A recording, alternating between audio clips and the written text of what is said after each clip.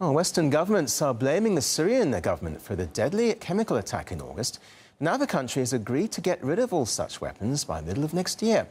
Let's take a look at where these stockpiles are believed to be stored.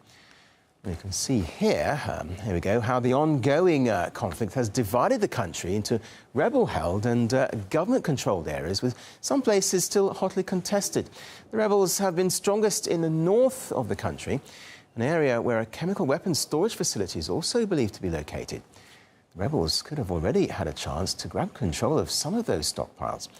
Well, the imminent threat of the US attacking Syria may have been put on hold with a disarmament deal.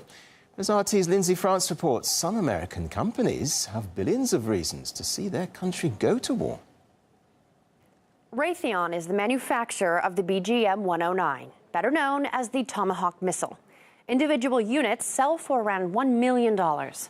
It's been the weapon of choice for the U.S. military and has been used in each of America's conflicts over the past 20 years. Raytheon is the largest manufacturer of guided missiles in the world. Statistics from the Wall Street Journal show the company raked in more than $20 billion in arms sales in 2010. It's already delivered 252 missiles this fiscal year, and engagement in Syria would likely mean a future increase in Tomahawk orders and profits for Raytheon. Its share prices, when talk of a foray in Syria intensified, reflect that. Between April and August this year, stock surged by a third. Another big shot in the world of weapons, Lockheed Martin, the biggest arms maker in the world.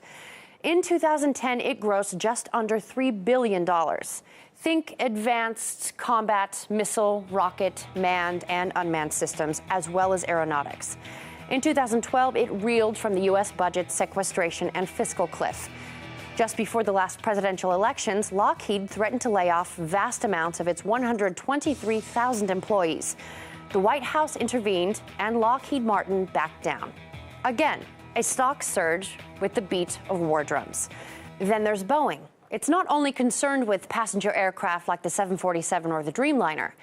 Just under half of the company's total sales in 2010 came from strategic missile systems, GPS, and electro-optical systems, all potentially used in Syrian conflict should Washington decide to act.